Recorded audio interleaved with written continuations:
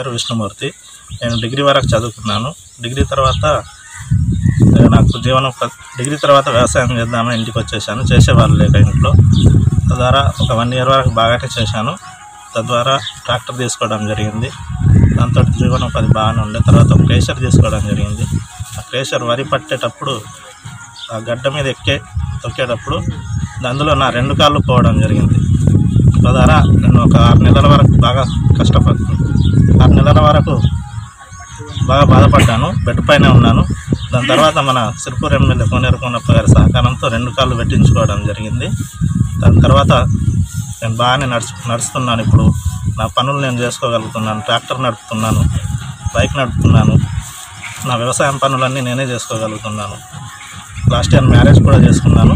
ఇప్పుడు నా జీవితం చాలా బాగుంది. ఇలా జరిగినందుకు ఎవరు బాధపడకుండా ధైర్యంతో నాలాగే పని చేసుకోవాలని నేను కోరుకుంటున్నాను. విష్ణుమూర్తి మా బావనే అవుతాడు. 4 years బ్యాక్ క్రేషర్ పడుతుంటే అనుకోకుండా క్రేషర్లో కాలు పడి మోకాళ్ళ కింది నుంచి 2 కాళ్ళు పోయినాయి. తర్వాత ఎట్లా అవుతుందో మొత్తానికి నడవలేదు అనుకున్నాం. కాకుంటే హైదరాబాద్కి వెళ్ళి ట్రీట్మెంట్ చేసుకున్నాక ఫస్ట్ అయితే కాళ్ళు క్యూర్ అయినాయి. తర్వాత ప్లాస్టిక్ కాలు పెట్టుకొని మెల్లమెల్లగా నడుస్తున్నాడు. నడుచుడు కాకుండా అట్లనే వ్యవసాయం పనులు, ట్రాక్టర్ వర్క్, క్రేషర్ వర్క్స్, ఇట్లా బండి నడుపుతాడు. అన్ని తీర్లా మా లెక్కనే వర్క్ చేసుకుంటున్నాడు. ఇప్పుడు మాకు హ్యాపీగా అనిపిస్తుంది. 2 కాళ్ళు క్రేషర్లో పడి పోవడం జరిగింది.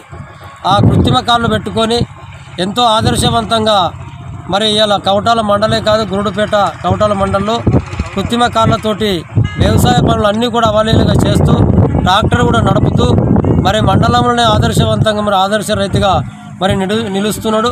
ఏదైతే ప్రభుత్వం ఆ కృత్రిమ కాళ్ళు కాకుండా ఇంకేదన్నా సాయం చేస్తే ఇంకా వ్యవసాయ పరంగా కూడా ముందుకెళ్ళే అవకాశాలు ఉంటుంది. కాబట్టి అయినా విష్ణుమూర్తి అధైర్యపడకుండా ఎందరో చూస్తున్నాం.